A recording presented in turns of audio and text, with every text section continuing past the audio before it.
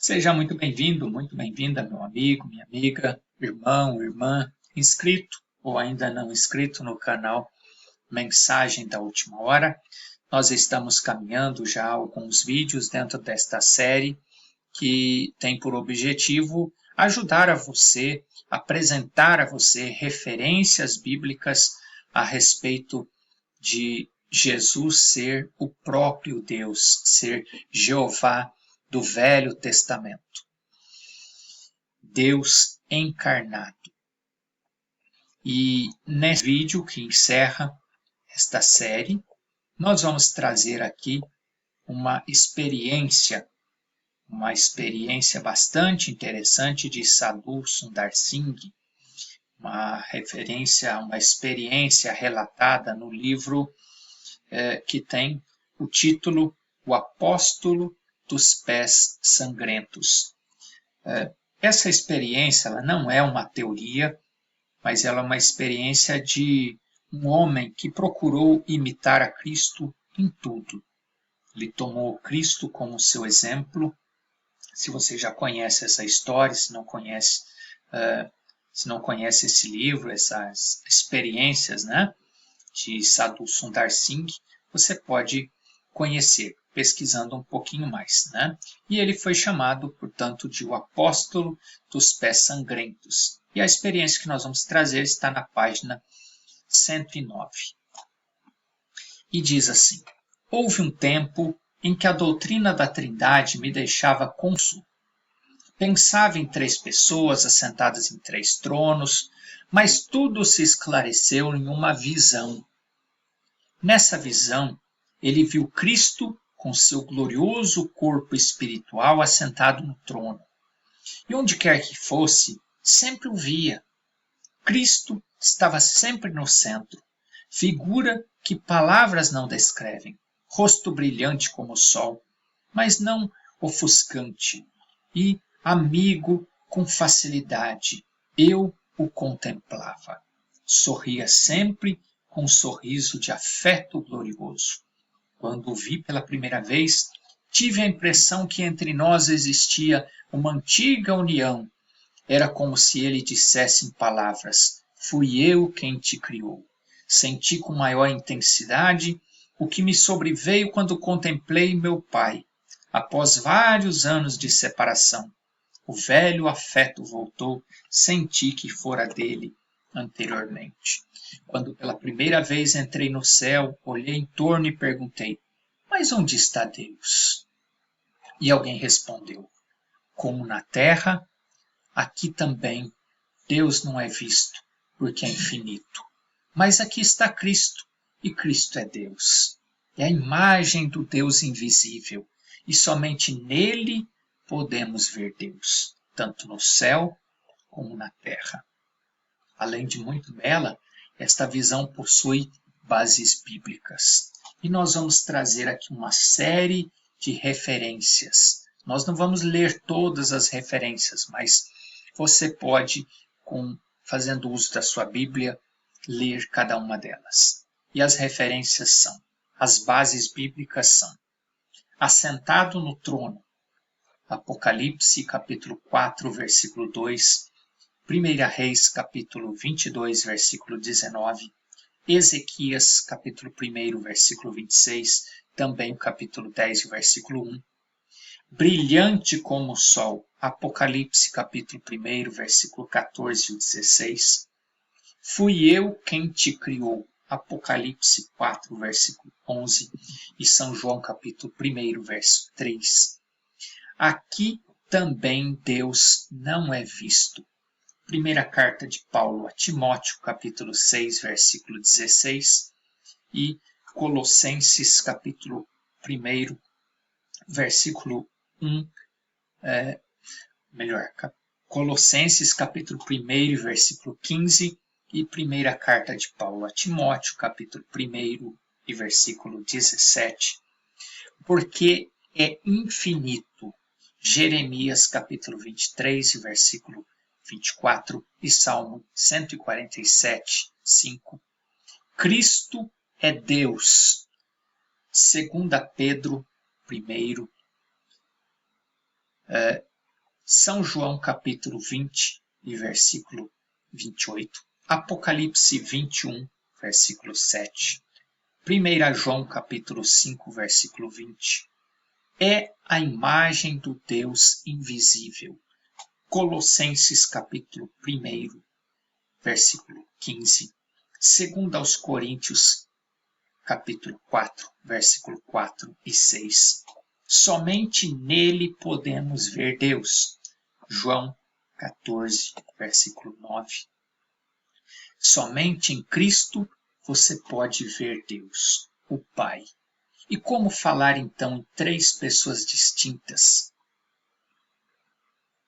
Como falar, como sustentar, como já dissemos anteriormente, a chamada Santíssima Trindade? Uma vez que somente em Cristo pode ver Deus, o Pai. Como falar em três pessoas distintas? Onde é que está a confusão? Sabemos perfeitamente que a nuvem que separava Israel dos egípcios, à medida que clareava para Israel, escurecia para os egípcios. O mesmo acontece com esta mensagem. À medida que traz luz para os eleitos de Deus, mais vai escurecendo para aqueles que não são. Por isso, se põe a clamar contra a verdadeira mensagem de Deus, dizendo: é confusão. Assim como aquela multidão que ouvia Jesus saía dizendo que Jesus estava pregando algo totalmente incomum e não dava para entender, que fazia muita confusão, que era impossível compreender aquilo. A Bíblia diz que todo aquele que nele crer, ou que nela crer na mensagem, não será confundido. Carta de Paulo aos Romanos, capítulo 9, versículo 33. É o que acontecia com os discípulos. Enquanto a multidão ficava confusa e ia embora, os discípulos se aproximavam ainda mais de Jesus e pedia para que ele lhes ajudasse. E o que ele fazia? Ele abria-lhes o entendimento, e através do abrir o entendimento, eles conseguiam compreender as Escrituras e, então, eles eram abençoados. Eles entendiam as parábolas e cada vez mais criam em Jesus e se tornavam cada vez mais seus discípulos. Portanto, se você tem desejado compreender mais as Escrituras, você deve fazer o que nós estamos falando desde o princípio. Examine as Escrituras, veja se tem base bíblica. Aquilo que você crê, aquilo que você sustenta. E lembre-se sempre que a Bíblia não pode ser de particular interpretação. Ela depende de revelação. Está nela o maná escondido que alcançamos. Alcançamos sim. O alimento para as nossas almas está na Bíblia. Mas esse maná, esse alimento, ele só vem para a nossa alma, para a sua alma, para a minha alma, para a sua alma, se for através da revelação. Jesus é o mesmo ontem, hoje e eternamente. Nós já fizemos essa afirmação diversas vezes e vamos continuar fazendo. Da mesma forma que ele trabalhava antes, que ele trabalhou com Noé, com Abraão, se você é um leitor da Bíblia, você sabe, com tantos outros antes de ele manifestar-se em carne. Quando ele manifestou-se em carne, ele trabalhou da mesma forma, porque ele é o mesmo de ontem, é o mesmo hoje. E ele vai continuar sendo amanhã, depois de amanhã e eternamente. A sua maneira de trabalhar é da mesma forma. A palavra do Senhor, a Bíblia, não é de particular interpretação.